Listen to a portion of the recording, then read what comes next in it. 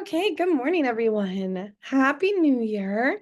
It's been a while since we've been back with our virtual coffee break. I'm so happy to see everybody today. We should have a really great day. Don't forget, for anybody new, stay to the end. That's when we give out the awesome prizes.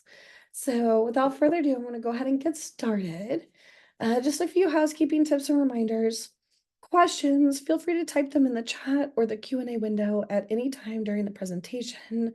We'll have time at the end.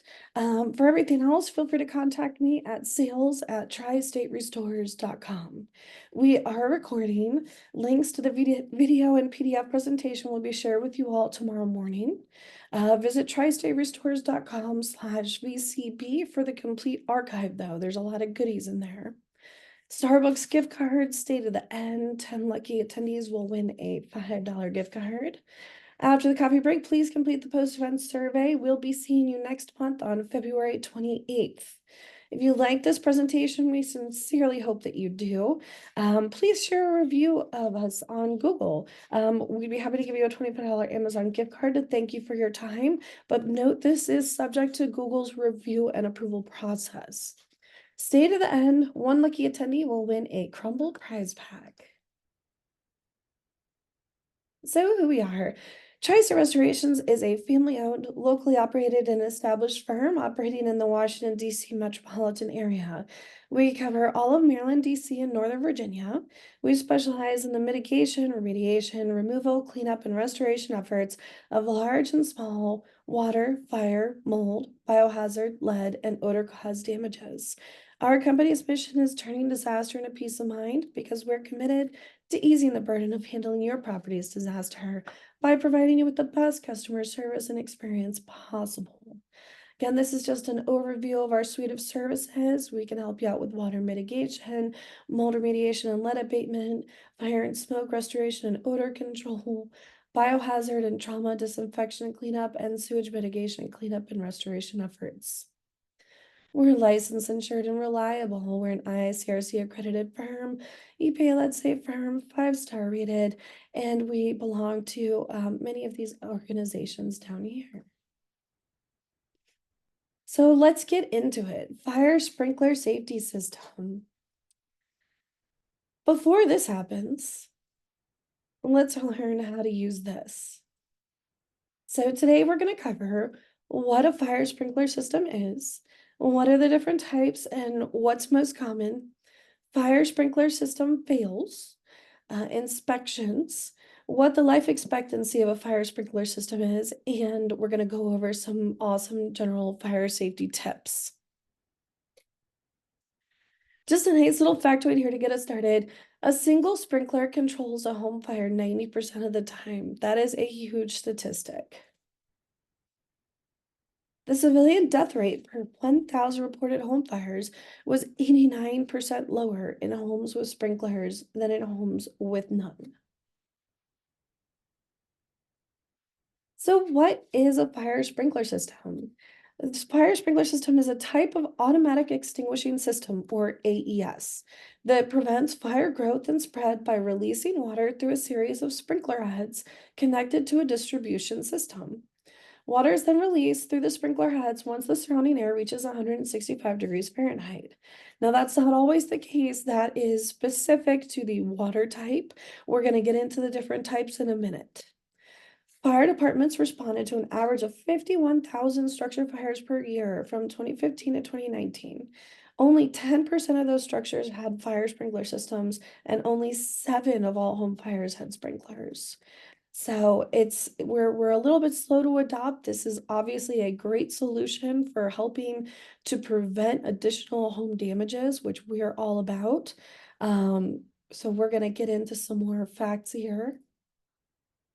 This is an awesome video on how fire sprinklers work.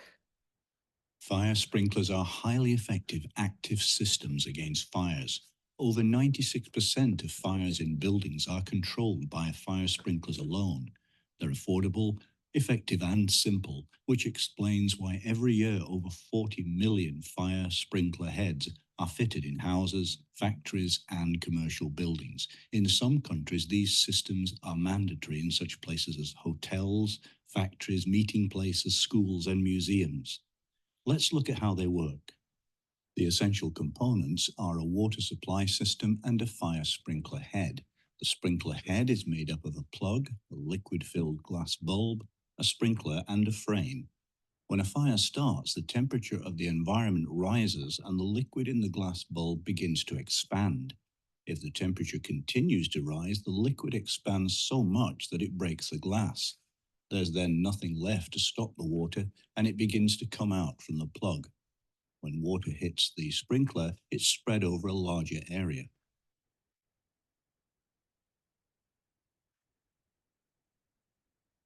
There are different types of glass bulb filled with different liquids, and these are color-coded. Orange bulbs have an operational temperature of 57 Celsius or 135 Fahrenheit. Red bulbs 68 Celsius, 155 Fahrenheit. Yellow bulbs 79 Celsius, 175 Fahrenheit. Green bulbs 93 Celsius, 200 Fahrenheit. Blue bulbs 141 Celsius, 286 Fahrenheit. Purple bulbs 182 Celsius, 360 Fahrenheit, and black bulbs 227 Celsius, 440 Fahrenheit. Fire sprinkler systems operate in different ways as well. The type we've just explained is known as a wet pipe system and is the commonest in use. Each sprinkler head is activated independently, and the main goal is to reduce water damage in the event of a false alarm. Another type is the dry pipe system. In this, the pipes are filled with pressurized nitrogen, which is released if a fire activates the valves in the sprinkler head. The pipes then fill with water, which is discharged over the smoke or flames. Dry pipe systems are widely used in cold climates since there's a high risk of frozen pipes, preventing an emergency fire response. Pre-action systems are a kind of dry pipe sprinkler system that require two activation steps. When heat or smoke is detected, the pre-action valve opens and allows water into the pipes. Then, the sprinkler heads can be individually activated to release water over the fire. This two-step process enables facilities to shut off the system in case of a false alarm, protecting assets from water damage. Pre-action systems are especially useful in places where accidental discharge could lead to irreparable damage, such as in museums, libraries, and data centers. Another type of system is the deluge sprinkler system, which also uses dry pipe technology. However, in this system, the sprinkler heads are always open. The sprinkler heads don't have heat-sensing elements, but instead are activated by external smoke or heat sensors. Once heat is detected, water fills the pipes and is released to all open sprinkler heads, creating a flooding effect across the entire area. This system is most often used in industries with flammable liquids, which pose the threat of rapidly spreading fires. All right. So we're going to get into this a little bit deeper here. Sprinkler system benefits. Obviously, life safety. The most important reason for installing fire sprinkler systems is to protect lives. Water that suppresses the fire and prevents it from spreading, giving occupants more time to evacuate safely. And you saw in that last video the difference between a property with a fire sprinkler system and without. It is also very good for property protection. Fire sprinkler systems can significantly reduce the spread and intensity of the fire, which helps to minimize the damages. And it also helps with a quick response. Fire sprinkler systems respond to fires much faster than waiting for emergency service personnel. It will activate as soon as the system detects the heat from the fire. It's also environmentally friendly. A sprinklered home can reduce water usage to fight a fire upwards of 90%. So does a fire sprinkler system increase my property's value? Definitely. Your property's value will be higher for two reasons. First, home buyers in the market find it a great value when it comes to home safety. Having a sprinkler system definitely adds a safety net when you decide to sell someday. Secondly, your insurance carrier will deem the property less risky. Fire sprinkler system types and uses. We're going to do a little deep dive here. So the different types we learned in the video, there's the wet pipe type. This is the most common type of sprinkler system. This is where the sprinkler's pipes actually contain water. Since is present in the system, though, these should be or must be installed in facilities that maintain a temperature of at least 40 degrees. This prevents the water in the pipes from freezing. When an emergency does happen, water is released through the sprinkler system heads once the surrounding air reaches 165 degrees. Now, there's different variables on that one, as you saw the different colored tubes that are in all the different sprinkler heads. The dry pipe method is where the pipes are filled with nitrogen or pressurized air. This pressurized air keeps the valve closed and prevents the water from entering the system until there is an event where there's an emergency. When the fire sprinkler detects temperatures over 165 degrees Fahrenheit, the system activates and the valve is then opened, allowing the air pressure to drop the system and letting the water to flow into the pipes. That way the water can then discharge and help to put out the fire. These systems are perfect for structures without temperature controls because there's no standing water in the pipes, which means there's less of a hazard when dealing with frozen pipe issues. This is just a cool graphic of the wet system. You'll see there is the water tank and then the flow meters. Once the alarm is set, this opens up and it allows the water to free flow into the valves in the piping network. Two more types. There's the pre-action. These fire sprinkler systems contain pressurized air and nitrogen instead of water. Activating a pre-action system is a two-step process, though. First, a heat or smoke detector must detect a fire, which then sends a signal to open the pre-action valve. This is similar to the dry pipe system. This fills the system with water. Then a fire sprinkler head must also detect an increased temperature up to 165 degrees Fahrenheit to indicate that there is a fire to open the sprinklers and allow the water to flow out. Because this is a two-step process, it helps prevent accidental activations. This is ideal for museums, data centers, libraries, any place where there is, contents that you want to protect from any kind of an accidental discharge. The deluge, which is right here on the left, unlike other types of fire sprinkler systems, this one is all about acting quickly. This is typically used, in facilities, industrial facilities with, flammable materials like aircraft hangars or manufacturing plants. The deluge system sprinkler heads are always open and always and always ready to be activated. Once activated, they will all flow water all at once. The goal is to put the fire out as quickly and effectively as possible. Here are some just images that I found of home sprinkler systems to give you kind of a nice visual here. Here are the valves with the controls for activating the system. And then you can see it goes out to these sprinkler heads that are positioned properly in the property. Same thing over here. They just have their valve connected to the main water line. Different types of sprinkler heads. Not all of them are built the same. A fusible lake sprinkler head is a metal alloy that melts when it reaches a pre-rated temperature, like 165 degrees Fahrenheit. That's kind of the minimum standard. Breaking the link and releasing the cap that retains the water air pressure in the system. So um, here's what breaks, and then it allows the water to free flow through the system. Frangible bulb sprinkler heads are glass bulbs filled with alcohol or glycerin, and air breaks when it's heated to the pre-rated temperature that releases the cap, retaining the water and air pressure in the system. Chemical pellet sprinkler heads hold a cap in place using a plunger mechanism. The pellet liquefies, then when heated to a specific temperature, releasing the cap that retains the water air pressure in the system. Early suppression fast response sprinkler heads. Large orifices meant for discharging larger amounts of water. That is essentially this here. And then deluge sprinkler heads, same thing, no cap for releasing the mechanism. Here's just another graphic that shows Here's the concealed. You can see what it looks like in the ceiling cavity or wall cavity. There's another concealed pendant. Basically, all of these really they pop out and open up to release the water once the alarm has been activated. There's just another great graphic showing you the glass bulb here. This is the heat temperature sensitive. And again, here are the different colors for the different bulb readings.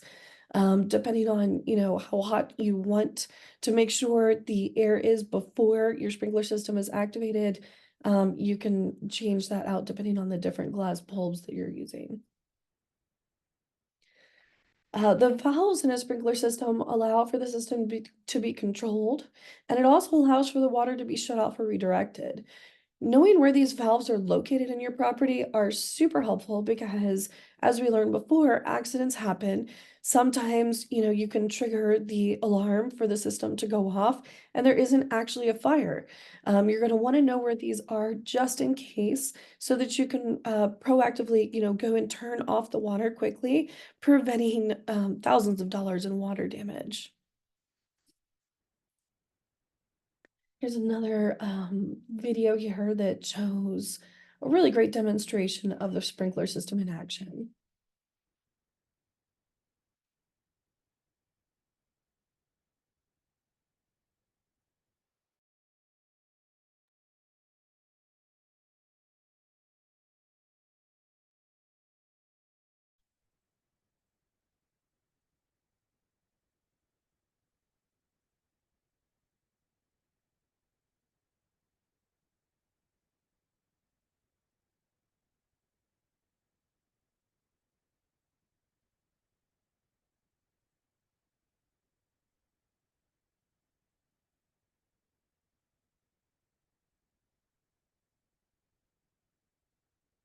Speed this up here a little bit.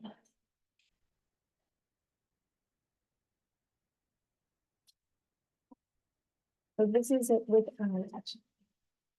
firefighters are putting out the flame and and here's the test with. You can see how quickly that fire got out of control.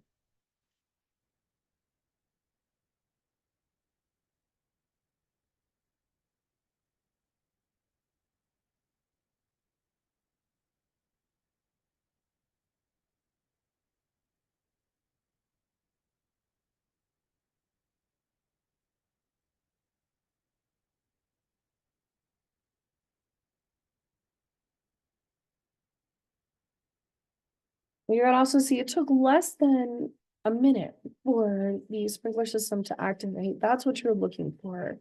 When we're going to get into testing and inspections a little bit later in the presentation. But as you're testing your sprinkler systems, you want to make sure that the activation time is less than a minute. Let's see. Now you can see there's so much less charring. You can even tell that that's furniture, and the other one, the furniture was completely charred, almost destroyed. You even see drywall here that looks fairly unaffected. There's some soot on it, but much, much, much less as far as damages are concerned. And there's the side by side. So it does make a very big difference. Now let's get into some sprinkler system fails. The NFPA found that there are over 600 sprinkler system failures annually. The good news is that well-maintained fire sprinkler systems function as they should more than 95% of the time and are highly effective in suppressing most fires and saving lives. So why do fire sprinkler systems fail? They can honestly fail at any time. The main causes of failure are corrosion, freezing, improper installation, and poorly maintained systems. Outside of those typical system failures, another reason for a building's fire sprinkler system to fail to activate is that the water valve was turned off. So my pro tip here is to make sure you're actively inspecting your shutoff valves and labeling them properly. When shutoffs and plumbing are located outside or in a non-insulated area, they're also more prone to freezing. So just a quick question here for the chat, guys. Now that we know about the different types of systems, which one do you think would be the best for a solution where a pipe is located outside or in a non-insulated area?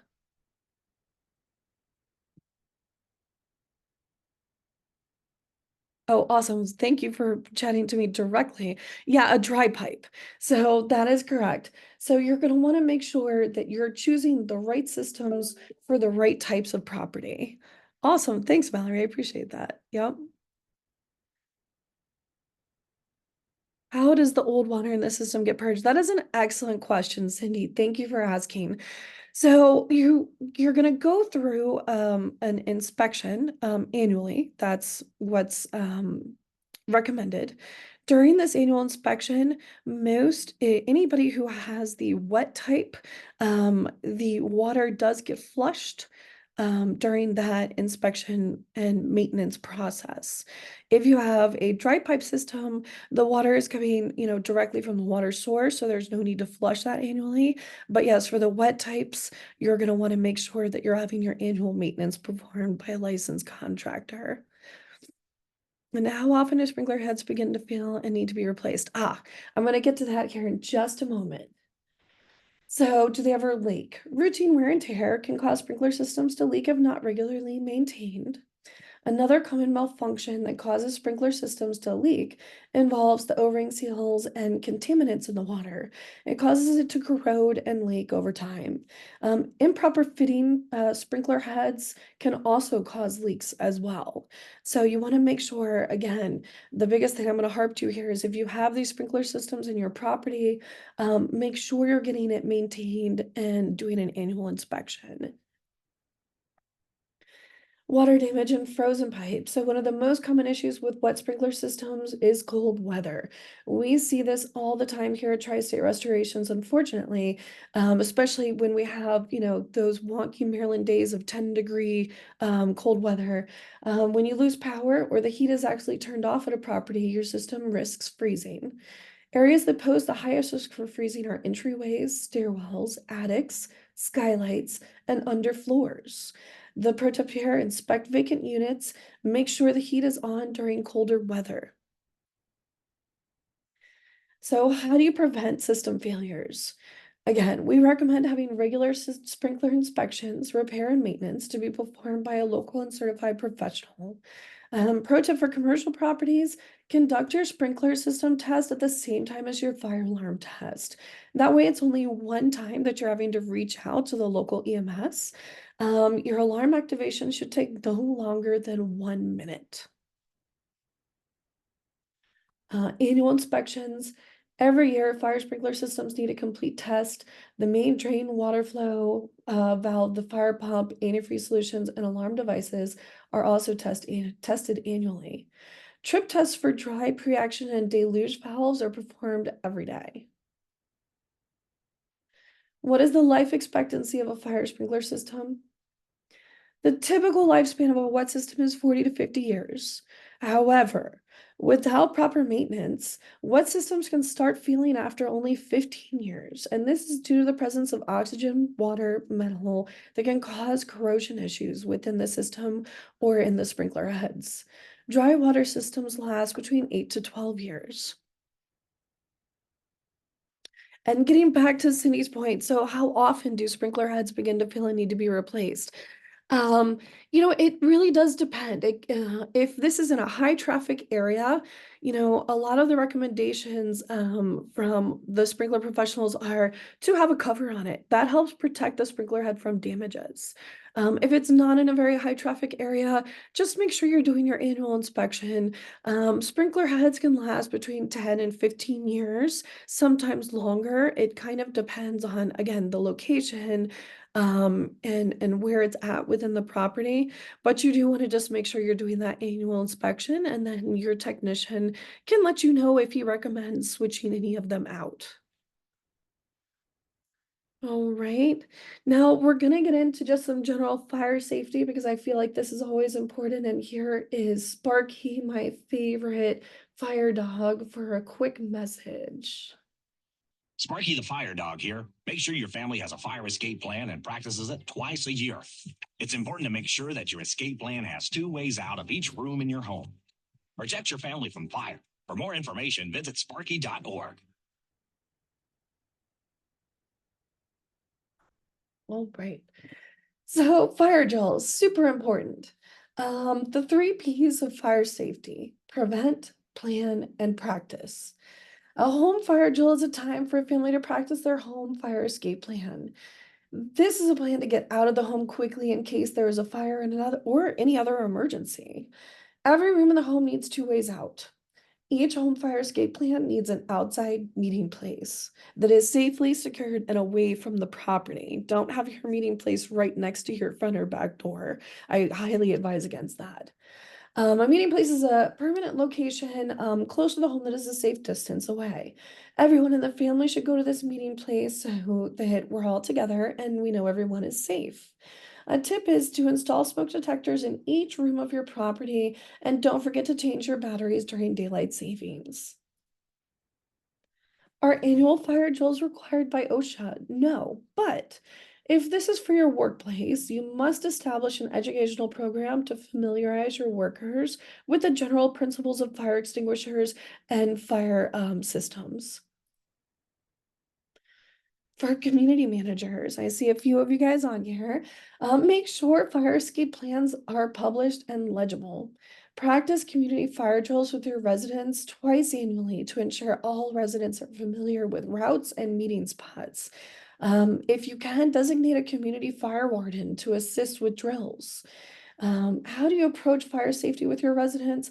There are tons of free resources available at nfpa.org and through the FEMA website. Encourage residents to purchase and maintain their own extinguishers for their property to protect themselves, and make sure that things are getting stopped prior to them getting out of hand. Lastly, let's save lives. Test your smoke and CO2 alarms twice a year, please. The best time to remember to do it is during daylight savings. And if you do not have these in place, there's no time better than now to install them. Our standard practices when dealing with fire, smoke, odor removal, we turn to the IICRC S700. This is the standard for professional fire and smoke damage restoration. This is literally our Bible, our rule book for dealing with these types of property damages. While we sincerely hope you never get to the point where you need us, just know that we are here and ready for you and able to help you. So in closing, if the unfortunate does happen, you experience a property loss as a result of fire or smoke damage, give us a call. We're available 24/7 to help you with your disaster at 866-818-1949. Oh, I know, right? Fat and Sparky is super cute.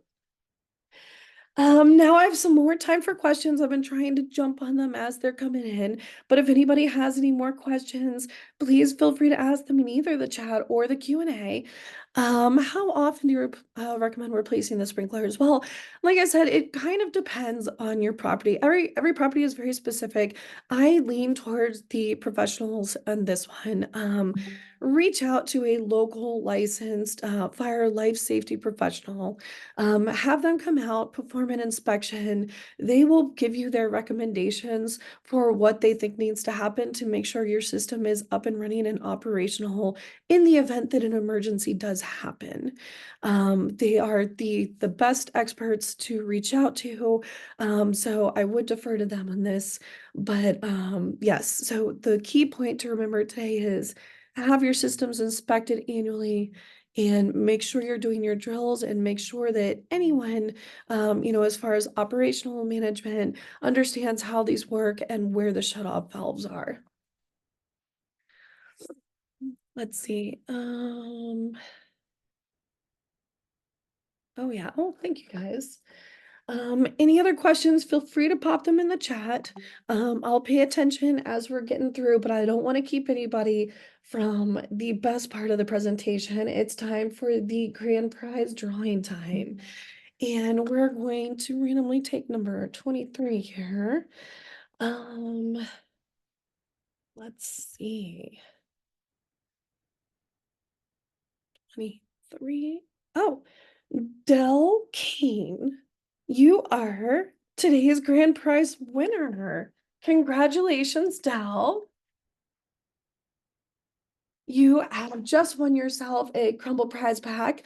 I will reach out to you later on today after the presentation, and we'll figure out how we're gonna get that to you. Congratulations. We're gonna do some little confetti action here. Hold on one second. There we go. We're gonna make it official. Congratulations. But there's more. Don't go away, anybody.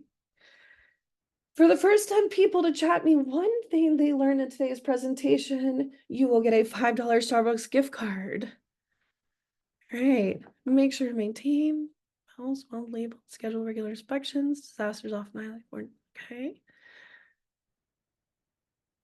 Some prioritize safety, sprinkler systems usually 4 to 5. Yeah, great, Philip. I'm glad you remembered that. Don't forget to change your batteries. Perfect, Michelle. Exactly. Continuous preparedness. Yep. It is always better to be proactive than be reactive. I would want any of my clients to understand that, we're here as your safety partner. We would much rather help you put systems in place to prevent property damage than be called out for an unfortunate event where there's been fire or smoke damage. It's devastating. So I do truly appreciate all of you guys for joining me today. Thank you so much. I want to again reiterate, we love your ideas. Help us plan for future coffee breaks. There's going to be a survey right after today's presentation. It's also going to be linked in tomorrow's email with the video recording. Let us know what you'd like to hear for the rest of this year.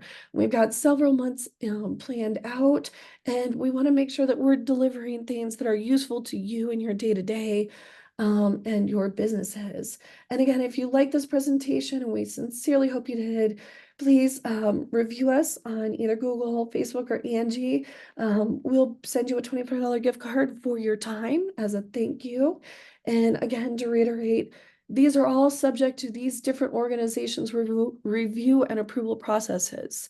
So as soon as your review goes live, we'll make sure that we get you a nice thank you.